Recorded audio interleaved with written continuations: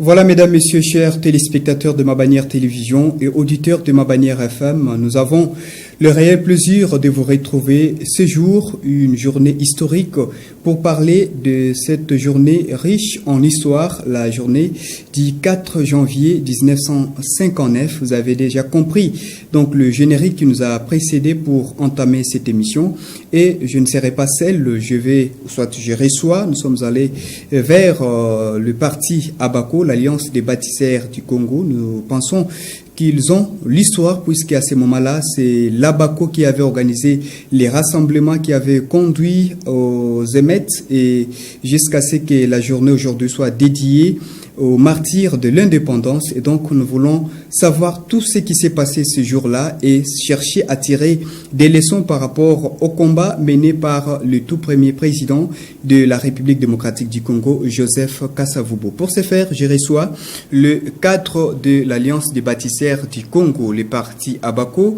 Et donc, je vois Maître Simon Lusonso qui est cadre de ce parti, mais aussi avocat au barreau du Congo central.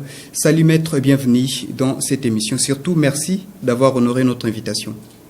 Merci, monsieur le journaliste Roger Missamou, de l'invitation que vous avez lancée à notre endroit pour essayer de parler, de communier avec la population au sujet, n'est-ce pas, des martyrs de l'indépendance, n'est-ce pas, cette date historique du 4 janvier 1959, parce que beaucoup d'entre nous aujourd'hui qui ne maîtrisent pas ou sinon oublient, ne savent plus qu'est-ce qui s'est passé réellement le 4 janvier 1959, parce que j'essaie de sillonner le riz de Matadi, j'ai posé quelques questions à certaines personnes de savoir, mais aujourd'hui les 4, ça nous rappelle quoi?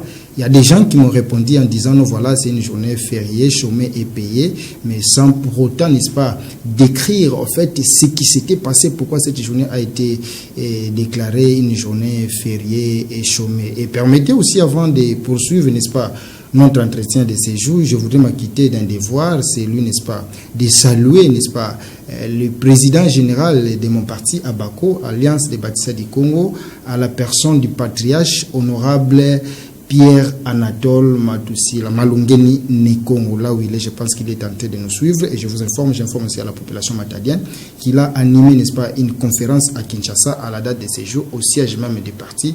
Donc voilà, je lui présente toutes mes salutations. Merci une fois de plus pour l'invitation. Merci beaucoup. Nous saluons également la présence de tous les membres de l'Abako qui vous accompagnent pour nous éclaircir et apporter à la population les explications claires au sujet de cette journée riche en histoire.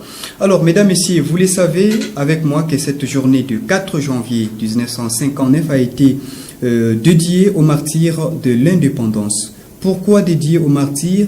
Qu'est-ce qui s'était passé et qu'est-ce que nous pouvons tirer comme leçon? C'est parmi les questions que nous allons devoir nous poser. Et donc, la thématique est là. Nous allons nous entretenir avec mes invités qui sont là autour de cette thématique, savoir ce qui s'est réellement passé. Alors, maître Simon Lusonso, pour bénéficier de notre précieux temps, nous parlons de la date du 4 janvier 1959, 64 ans après. C'est une date qui a été dédiée aux martyrs de l'indépendance. Mais qu'est-ce qui s'est réellement passé ce jour-là? Merci, monsieur le journaliste. Qu'est-ce qui s'est passé réellement à cette date du 4 janvier 1959? Ici, vous devez déjà comprendre, ou la population doit comprendre déjà, nous sommes vers les années 50 et l'Afrique tout entière était sous, n'est-ce pas, la colonisation occidentale, et donc vers les années 50, les États africains étaient en train, n'est-ce pas, de se mobiliser autour d'un leadership, autour de l'unité africaine, autour, n'est-ce pas, de l'indépendance des États africains. C'est autour de cela que notre pays n'était pas en reste pour pouvoir conquérir, n'est-ce pas, l'indépendance de notre pays, la République démocratique du Congo. Et donc, je pense qu'il était vers les années 1958, il y a un congrès qui avait été tenu à Accra, au Ghana, et plusieurs dirigeants et leaders des partis politiques, des mouvements associatifs qui avaient été invités et qui ont pris part, n'est-ce pas, à ces forums internationaux, à ces forums africains.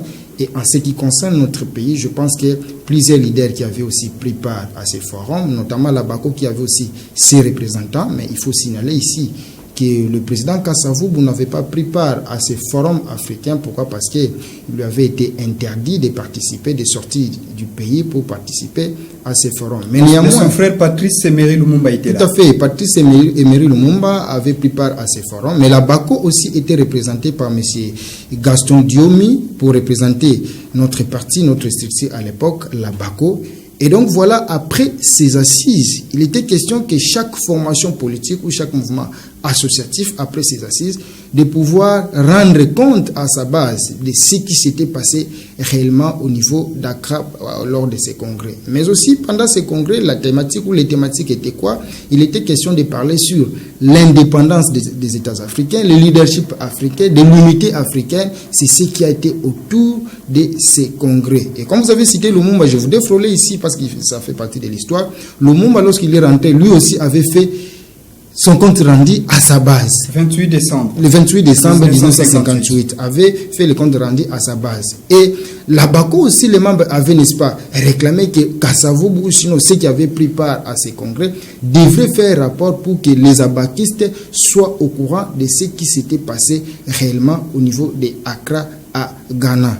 C'est ainsi, puisque l'État est tellement organisé, les autorités, n'est-ce pas, du parti Alliance pour les bâtisseurs du Congo, à l'époque Alliance Débat Congo, Alliance Débat Congo, avait écrit, n'est-ce pas, à l'autorité, à l'époque, c'est les premiers bourgmestres de la ville, Léopoldville, actuellement Kinshasa, pour informer l'autorité urbaine du meeting qui devait être tenu le 4 janvier 1959.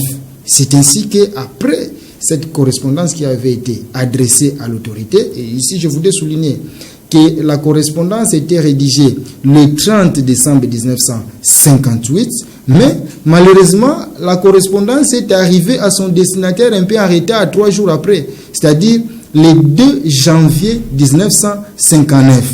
Et l'autorité, lorsqu'elle était en possession de la lettre, avait réagi promptement le même jour.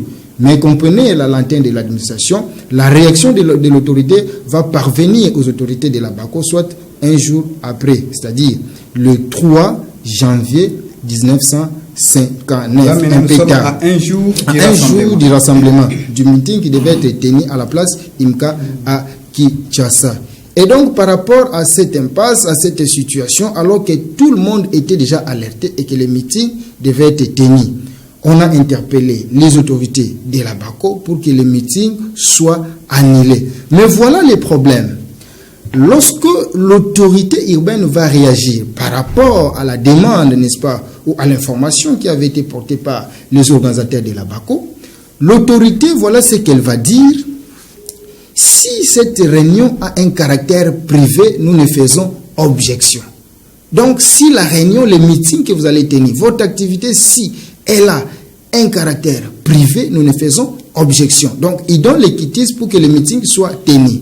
Mais voilà, il va encore ouvrir, ou elle va encore, puisque je parle de l'autorité, elle va encore ouvrir une brèche en disant, mais si elle n'a pas un caractère privé, d'ailleurs, elle va insister en disant, mais semble que l'activité n'a pas un caractère privé. En ce moment-là, vous allez supporter ou sinon subir toutes les conséquences, voilà, de tout ce qui pourrait en résulter. Donc voilà un peu le flou qui a plané dans la réaction de l'autorité. D'une part, l'autorité dit, si la réunion a un caractère privé, il n'y a pas d'objection, vous pouvez tenir votre meeting. Mais dans les cas contraires, vous devez savoir que vous allez assumer toutes les responsabilités si et seulement que ce meeting, ce rassemblement n'a pas un caractère privé. Voilà devant cette impasse. Mais Kasavubu avait jugé bon de pouvoir annuler, n'est-ce pas, ces meetings. Malheureusement, à la veille, déjà lorsque nous sommes le 4 janvier 1959, la population, sinon les sympathisants, les membres de la BACO étaient déjà à la place IMICA. Malheureusement, Joseph Kasavubu qui va se présenter pour essayer de calmer ses membres, pour dire non, voilà, la manifestation avait été annulée et donc le meeting ne va pas se tenir. Mais les partisans ne voulaient pas écouter Joseph Kasavubu parce qu'à Soifé, il devait être au courant de ce qui s'était passé à Accra, tenant compte aussi du succès de Lumumba par rapport lorsqu'il a fait les comptes rendus à ses sympathisants. Et donc, les abakistes aussi ont à tout prix voulu qu'il y a eu maintenant une rivalité. Une rivalité, bien entendu, dans le sens, bien sûr, de converger, parce qu'il était, comme je vous ai dit, il était question de parler autour de l'indépendance, le leadership, n'est-ce pas, de leadership africain. Et donc, chaque participant devait faire rapport. Et la BACO ne pouvait pas aussi être en reste. Donc, voilà, au fait, Kassavoum qui va se présenter pour calmer, n'est-ce pas, ses sympathisants. Malheureusement, il y a eu déjà une foule, une marée humaine, et donc la population ne pouvait pas supporter ou écouter, obtempérer à ce que Kassavoum pouvait dire, c'est-à-dire que le meeting avait été annulé par l'autorité belge. Voilà, c'est dans cette circonstance, la foule qui était nombreuse à la place Imeka, qui, malheureusement, les autorités belges qui étaient aussi alertées, l'un des un administrateur, qui s'était présenté pour savoir qu'est-ce qui s'est passé réellement. Et malheureusement, lorsqu'il va arriver sur les lieux du meeting, et les abakistes l'ont vu et lui ont questionné en disant, mais monsieur, qu'est-ce que vous faites en ce lieu, parce que l'activité de ces jours ne vous concerne pas. Quelques temps après, il y a d'autres commissaires belges qui se sont présentés sur les lieux. Et par là, c'est là où maintenant les choses vont dégénérer. Qu'est-ce qui s'était passé? L'un des Belges a été pris par la foule. Et l'autre Belge qui était venu pour sauver de justesse son compatriote, malheureusement, il a tiré en l'air pour disperser les gens. Et c'est par là, le bruit va répandre de partout, comme si, disons, du genre, les Belges étaient en train de tuer les Noirs. Et la population va s'en prendre aux Belges. Et il y a eu des émeutes. Mais aussi, avant d'arriver à ce niveau-là, parce qu'il faut signaler, non seulement la BACO qui avait organisé, n'est-ce pas, cette activité, mais aussi, à côté, nous allons voir, le 4 janvier, il y avait une rencontre de football qui avait été organisée. Parce qu'ici, il faut expliquer à la population, déjà à la fin de l'année 1958, l'autorité avait organisé un match de football, de gala, qui avait, n'est-ce pas, opposé des équipes, le V-Club ainsi que l'équipe Mikado, n'est-ce pas, une équipe de la compagnie Sabino, si je ne me trompe pas, une compagnie belge, soutenue par les Belges. Et le match devait se jouer, je crois, le 27, si j'ai une bonne mémoire, le 27 décembre 1958. Mais V-Club avait perdu le match. Mais avant tout, V-Club avait connu une rencontre sportive qui a opposé le club Saint-Éloi, champion, n'est-ce pas, de Lubumbashi, à l'équipe V-Club champion de Léopoldville, actuelle Kinshasa. À cette rencontre, V-Club avait perdu par un score de 5-1. Et peu après, V-Club devait jouer la demi-finale avec l'équipe Mikado, une équipe belge. Et malheureusement, à cette seconde rencontre, V-Club va perdre le match. Et par là, au sortir, n'est-ce pas, du stade, parce que les matchs étaient joués. ont constaté l'injustice de l'arbitrage du côté belge. Tout à fait. Très mécontents, très furieux, au sortir du stade, les supporters de V-Club arrivés à la place Imeka, ils vont, n'est-ce pas, se joindre, n'est-ce pas, aux manifestants de la BACO. Et c'est de là que la situation va dégénérer.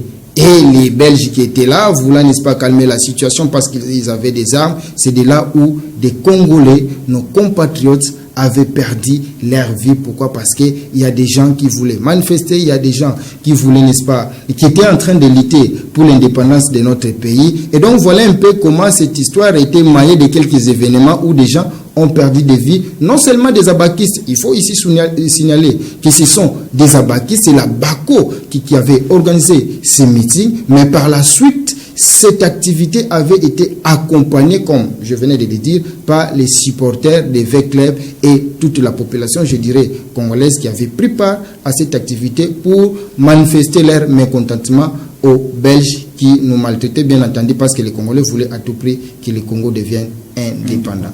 Merci beaucoup, maître. Merci pour la genèse.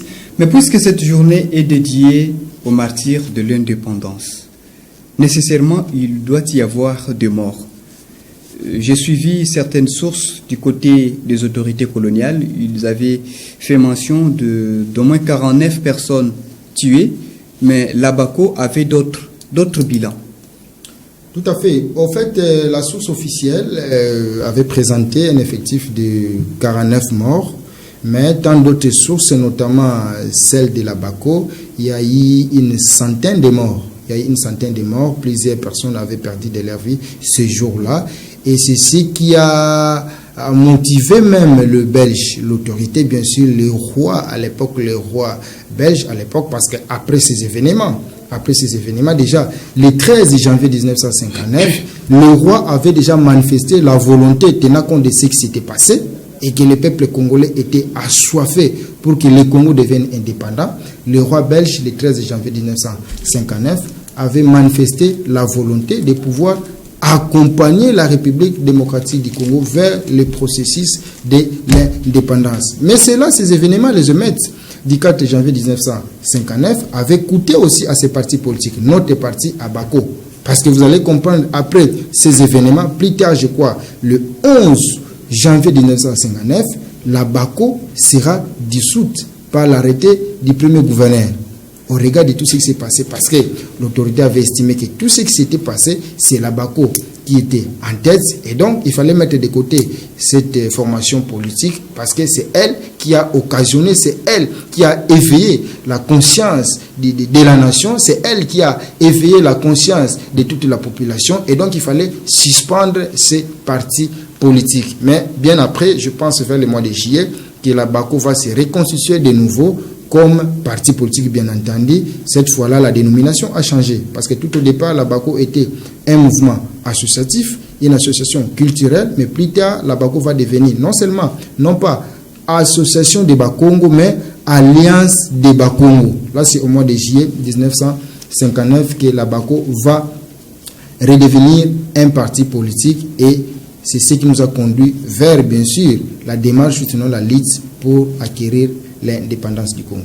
Merci beaucoup. Puisque cette journée dédiée, je reprends toujours sur ça, dédiée aux martyrs de l'indépendance, mais cette journée-là, si nous calculons le 4 janvier 1959, c'est exactement une année avant l'indépendance.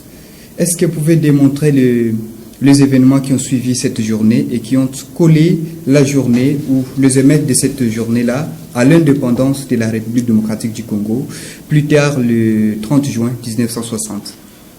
En dehors de ces événements du 4 janvier, je pense que la BACO n'est pas restée bras croisés, puisque c'est un parti, je dirais, précurseur, n'est-ce pas, de l'indépendance du Congo. Il ne fallait pas s'arrêter, n'est-ce pas, à cette date-là du 4 janvier, comme je venais de le dire, les partis qui avaient été dissous, mais quelques temps après, les partis avaient encore pris de l'envol au mois de juillet pour continuer les combats pour conquérir ou sinon demander l'indépendance. Et en dehors de ça, je voudrais peut-être ici évoquer les événements qui ont suivi la date du 4 janvier. La table ronde où Kasavubu avait pris part, n'est-ce pas, à la conférence, n'est-ce pas, au niveau de la table ronde. Mais là aussi, on va retenir quelques points forts dans les chefs. Exactement. Et celui qui était le président, n'est-ce pas, du parti politique à Bako, c'est-à-dire la solidarité qu'il avait, parce que la cause, sinon le combat qu'il était en train de mener, c'était un combat loyal, un combat, n'est-ce pas, je dirais, commun pour une destinée de toute une nation,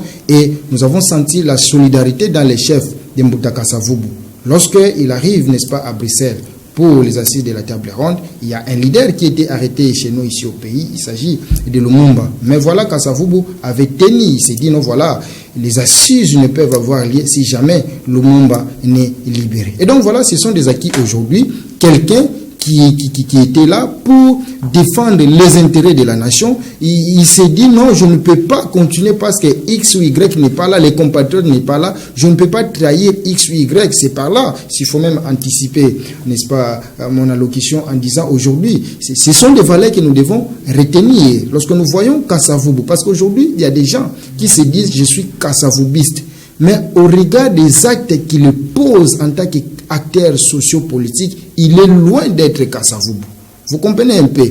Il n'y a pas l'amour entre nous, il y a l'égoïsme qui bat son plein, chacun veut à tout prix s'enrichir au détriment même de la population. Quelqu'un veut aller au-delà, même s'il faut sacrifier les intérêts de la population, mais pour Kasavubu, tel n'était pas le cas. quelqu'un qui va obliger, n'est-ce pas, aux Belges, les assises ne peuvent se tenir si jamais Lumumba n'est libéré. Donc, il a bien calculé la force de l'unité. Tout à fait. L'unité, c'est comme dans la Bako. Je vais rappeler la devise. C'est-à-dire l'unité dans l'action ou la force. Il y a une devise d'un pays qui dit l'union fait la force. C'est ça la Bako. Nous devons avoir un même esprit. Lorsque nous sommes en train de lutter pour une cause, nous devons lutter pour le bien-être de tous. Mais nous devons être ensemble. Nous devons être soudés. Pas lutter de manière dispersée. Vous savez, une nation qui est divisée contre elle-même, ou un pays, un État qui est divisé contre lui-même, c'est un pays qui est voué au déclin. Si nous sommes divisés, malheureusement, c'est ce que nous sommes en train de constater aujourd'hui. Vous avez des groupuscules de partis politiques, des regroupements politiques. Vous verrez un parti politique parfois soutenu par l'Occident au détriment des intérêts de la population congolaise. Un autre parfois qui est à l'Orient pour ses propres intérêts, alors que quelqu'un peut même comploter contre son État parce qu'il veut briguer à la magistrature suprême. C'est ce que nous sommes en train de fustiger. Lorsque nous sommes divisés à l'interne, je pense que nous serons faibles même sur l'échiquier international. C'est ce qui nous affaiblit aujourd'hui. Prenons l'exemple, le Congo est agressé aujourd'hui. Mais quel est le langage de chaque leader politique? Il y a de ceux-là qui sont en train de soutenir, il y a de ceux-là qui ne sont pas en train de soutenir, alors que ceux qui périssent à l'est du Congo, ce sont nos compatriotes. Devant cette évidence, nous devons parler un même langage comme l'a fait Mbouta Kasavubu. Mais malheureusement, aujourd'hui, le Congo parfois est trahi. Vous n'avez pas entendu des parlementaires parfois qui sont derrière la guerre qui se vit à l'Est, et parfois des membres du gouvernement qui sont des mèches parfois avec des rebelles du M23 ou sinon avec l'État rwandais. C'est ce que nous sommes en train de fustiger. Donc, avoir Joseph Kasavubu, avoir la philosophie du parti politique à Bako, je pense que chacun de nous doit tirer des leçons. L'unité, nous avons besoin de l'unité. Si jamais nous étions divisés, je ne pense pas qu'aujourd'hui le Congo serait indépendant. Voilà, le Congo ne serait pas indépendant si l'unité n'était pas au cœur de toutes les actions qui étaient menées par le leader politique de l'époque. Parmi les plus grandes figures, nous citons Joseph Kasavubu, qui est devenu plus tard le premier président de la République démocratique du Congo, mais aussi de l'autre côté, celui qui est devenu le premier ministre, Emery Patrice Lumumba.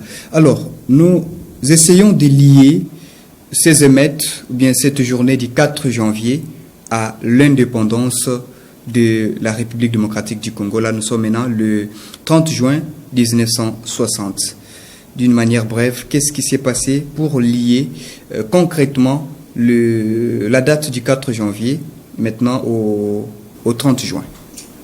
Je peux affirmer sans embâche et sans peur d'être contredit que si aujourd'hui le Congo est devenu indépendant, c'est parce qu'il y a eu un certain 4 janvier 1959. Pourquoi? Parce que même le roi belge avait compris, lorsqu'il va exprimer sa volonté le 13 janvier 1959, lorsqu'il va exprimer sa volonté de pouvoir accompagner la République démocratique du Congo vers l'indépendance. Parce qu'il a compris à travers les événements du 4 janvier 1959 que le peuple congolais était devenu déjà mature. Le peuple congolais était devenu conscient. Le peuple congolais était devenu, comment dirais-je, responsable. Et qu'il fallait nécessairement accorder l'indépendance à cet État. Et donc, aujourd'hui, nous pouvons lier cette date du 4 janvier à l'indépendance. Le 4 janvier 1959, c'est la date où des événements qui ont déclenché même les processus vers l'indépendance de notre pays. Donc, sans le 4 janvier, comme je l'ai dit, notre pays ne serait pas indépendant. C'est cette date qui a déclenché de manière décisive vers le processus de l'indépendance. Parce que c'est de là que non seulement les abakistes, mais toute la population de manière générale avait pris conscience et qu'il fallait accompagner non seulement les dirigeants de la Bako, mais de tous les mouvements venir soutenir, converger les efforts pour que le Congo devienne indépendant. Et donc, bref, la population doit retenir. Aujourd'hui, le Congo est devenu indépendant. Mais il y a des gens qui ont perdu leur vie. Le sang a coulé le 4 janvier 1959 parce que les gens voulaient qu'aujourd'hui notre pays devienne indépendant. Et le déclenchement de ces événements ou du processus vers l'indépendance de notre pays, c'est la date du 4 janvier 1959. Voilà, merci beaucoup. Maintenant, nous parlons de la personne de Joseph Kasavubu, qui est devenu une année plus tard président de la République démocratique du Congo, en se référant à la date du 4 janvier. Nous voulons parler de son combat à lui. Est-ce que c'était seulement l'indépendance ou il avait un autre combat particulier que peut-être certains politiques d'aujourd'hui ne mènent pas? Non seulement l'indépendance qui était le combat de Mbouta Kasavubu, mais d'abord je voudrais souligner que l'élément capital, d'abord c'était l'indépendance. Mais lorsque vous suivez le parcours de Mbouta Kasavubu, c'est quelqu'un qui n'est pas tombé comme un cheveu dans la soupe, qui d'emblée il arrive à la tête du pays.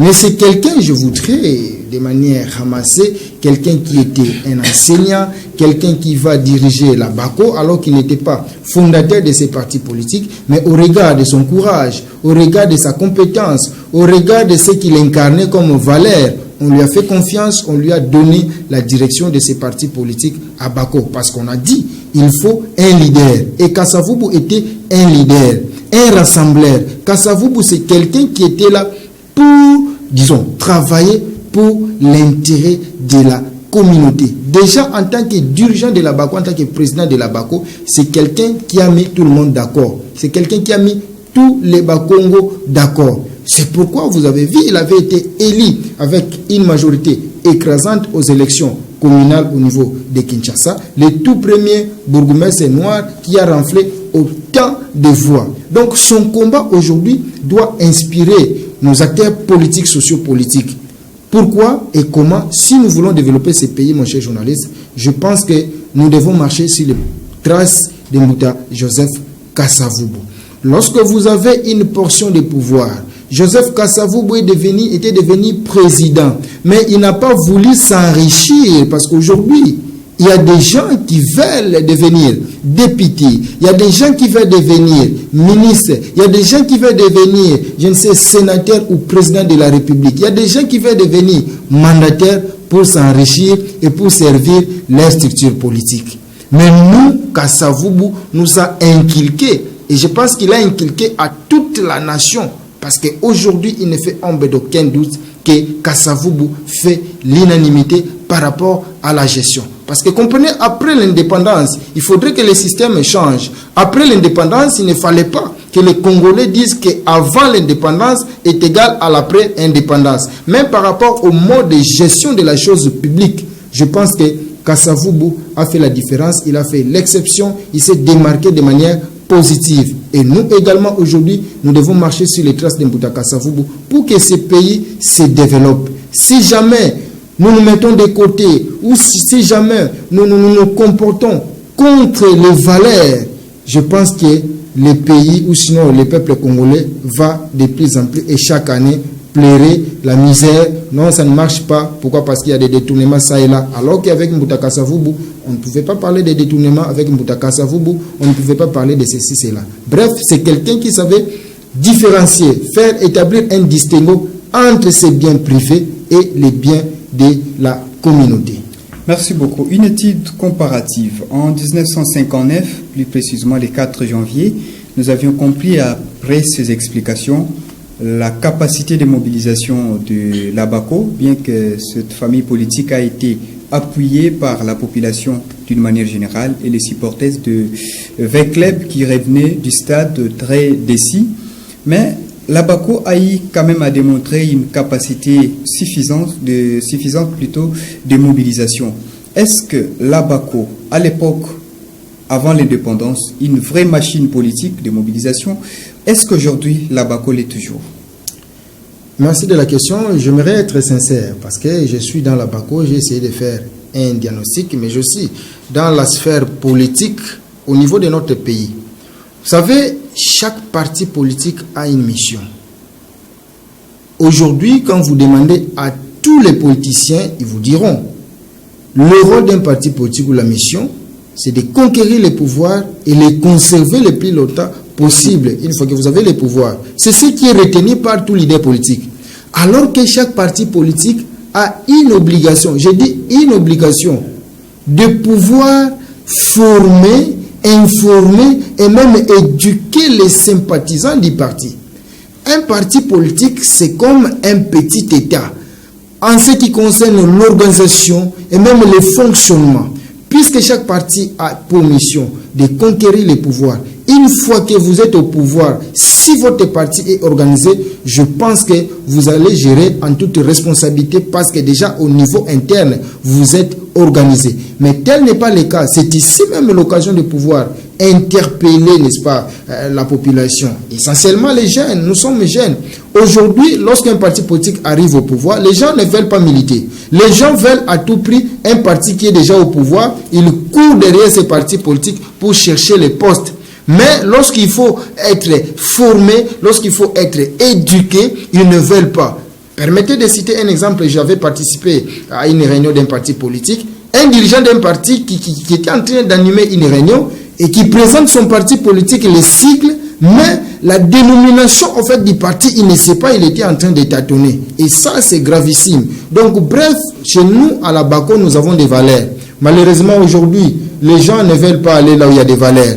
Les gens veulent avoir du gagne-pain, le pain quotidien. Les gens ont besoin du chinchard. Les gens ont besoin, n'est-ce pas, d'un verre de riz. Alors que chez nous, à la BACO, il faut éduquer, il faut former, parce qu'une fois au pouvoir, comme je l'ai dit, vous allez faire la démarcation entre les biens de l'État et ses biens personnels. C'est ce que nous sommes dans la BACO. Malheureusement, lorsque nous prêchons cet exemple, il y a de ceux-là qui ne nous suivent pas. Mais il y a de ceux-là qui sont, n'est-ce pas, animés de ces soucis-là pour que le pays aille de l'avant. Il y a de ceux-là qui sont avec nous, comme les cadres qui sont avec moi, qui ont accepté de travailler. Lorsque nous sommes dans un parti politique, on ne vient pas pour avoir de l'argent, mais on vient pour servir son parti. Qu'est-ce que vous avez en termes des idées, apporter des idées pour que le pays aille de l'avant? Poser cette question dans plusieurs partis politiques. La vision même de chaque parti politique, de chaque formation politique. Quel est le cahier des charges de chaque parti politique? Poser la question à des cadres des partis politiques. Une fois au pouvoir,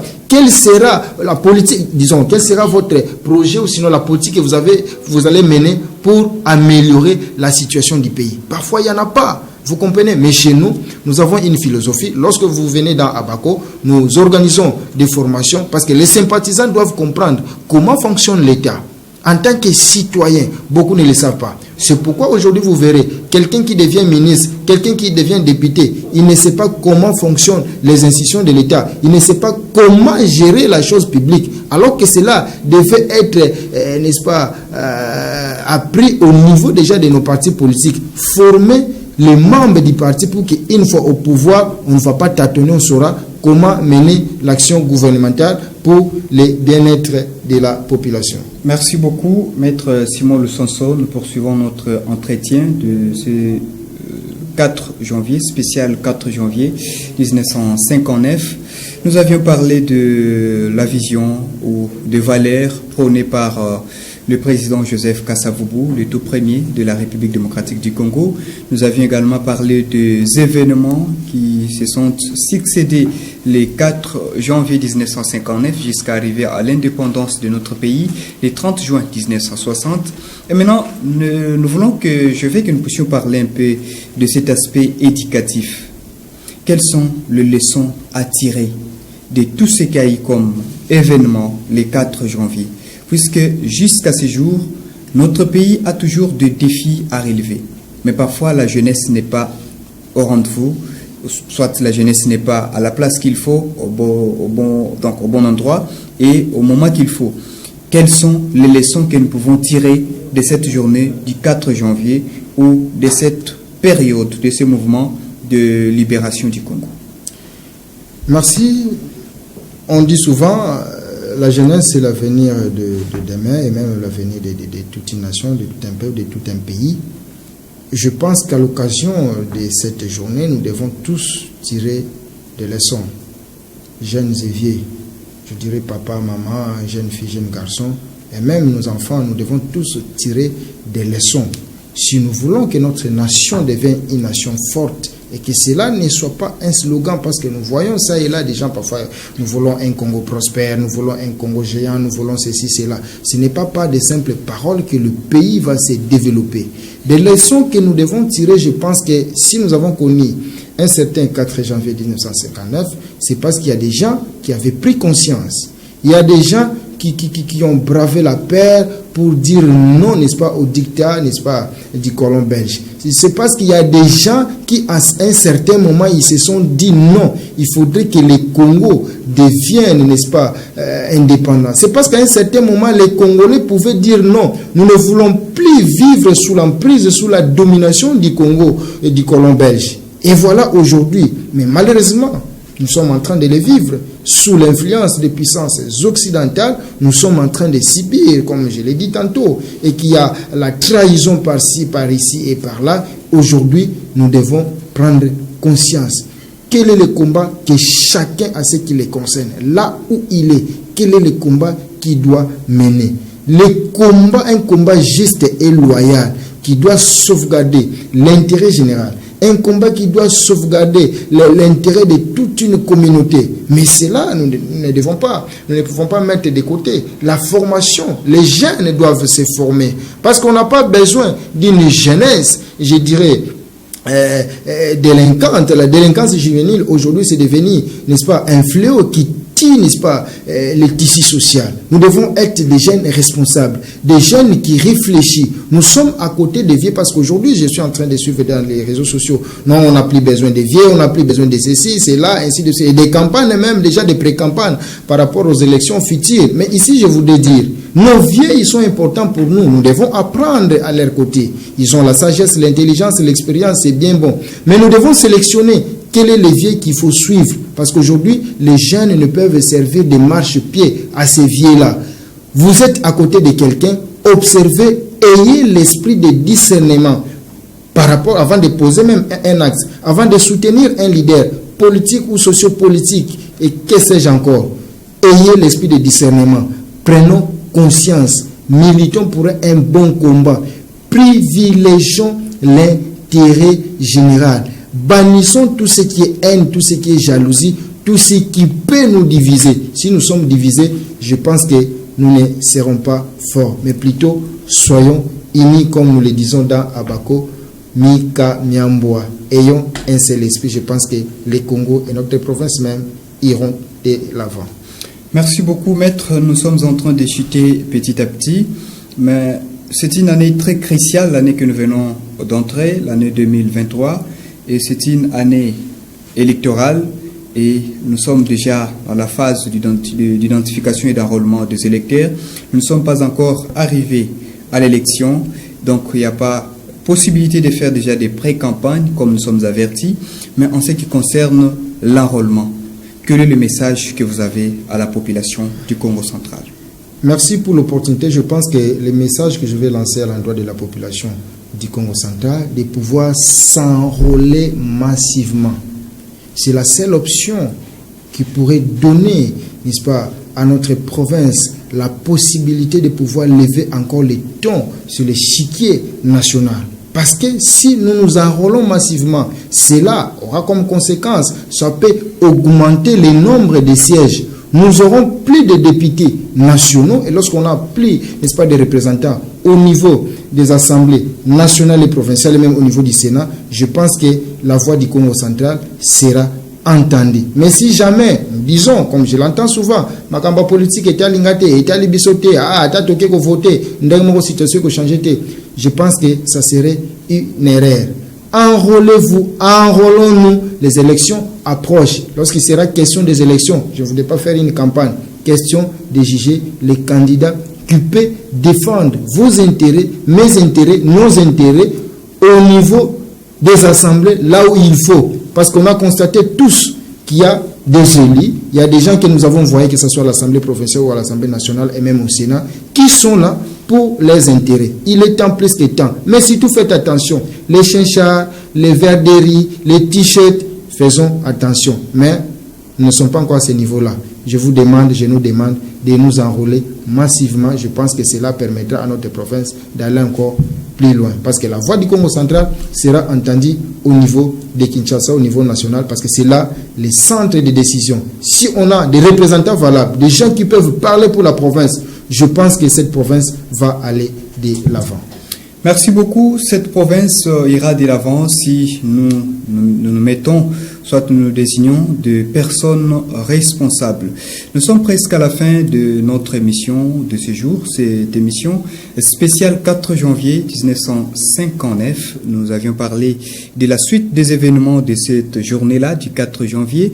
Nous avions parlé aussi des événements qui ont conduit à l'indépendance de la République démocratique du Congo. Nous avions parlé de l'attitude de la jeunesse ou de la population durant cette période pour obtenir l'indépendance de la République démocratique du Congo, mais aussi nous avions parlé des valeurs de nos leaders, ceux qui ont dirigé en première position la République démocratique du Congo, ceux qui ont obtenu ces pays de main des autorités coloniales belges après plusieurs années de colonisation. Maintenant que nous sommes à la fin de notre émission, de ce spécial 4 janvier 1959, Maître Simon Lusonso, votre dernier mot. Le dernier mot à l'endroit de la population, je pense que nous venons de parler du 4 janvier 1959. Nous devons retenir ce qui s'était passé. Nous parlons des martyrs de l'indépendance. Il y a des gens qui ont péri. Les gens ont perdu leur vie pour que le Congo soit indépendant. Ils ont milité, ils ont combattu pour que toi et moi aujourd'hui, nous devenions indépendants. Et cela doit, n'est-ce pas, attirer notre conscience. Il est temps, plus que temps, prenons conscience. Lorsque nous entendons notre hymne national, il est clairement dit « Dressons nos fronts longtemps courbés ». Il est temps que pour que chacun dresse les fronts, parce qu'il était longtemps courbé. Il est temps, plus que temps. Nous ne pouvons pas perdre l'espoir. Nous sommes là surtout aux jeunes. Je vous demande, ne perdons pas l'espoir. L'avenir de ce pays est entre nos mains. Militons pour un bon combat. Un combat juste, un combat loyal pour le bien-être de la nation tout entière et pour le bien-être de notre chère province, le Congo central. C'est par ces mots, je pense, que je voudrais aussi vous demander de pouvoir vous enrôler, de pouvoir nous enrôler massivement pour nous permettre d'avoir plus de représentants au niveau des assemblées nationales, provinciales et même au niveau du Sénat. Voilà, merci beaucoup, Maître Simon Lusonso. Je rappelle que vous êtes avocat au barreau du Congo central, mais aussi au cadre de l'Alliance des baptiseurs du Congo, ABACO, que vous êtes venu représenter. Nous avions approché puisque nous avions jugé utile ou important de pouvoir expliquer à la population de Matadi, en particulier du Congo central en général, l'importance de la journée du 4 janvier 1959, aujourd'hui dédiée aux martyrs de l'indépendance, savoir réellement ce qui s'était passé ces jours-là, mais aussi chercher des leçons à tirer pour la jeunesse, pour la population en général, afin que notre pays, la République démocratique du Congo, puisse aller de l'avant. Merci à vous, chers téléspectateurs, de nous avoir suivis. Merci, Maître, pour cette invitation que vous avez honorée. Je dis également merci à ceux cadres du parti de l'ABACO qui vous ont accompagnés et nous disons merci à la grande équipe technique qui nous a accompagnés dans la réalisation de cette émission. Là, je vois Hervé Mena, Grace Falanka. Nous avons également Logos Mabeno et Shadrach Mavungu. Très bonne suite de programme et mes vœux le meilleur à toutes et à tous pour cette nouvelle année 2023.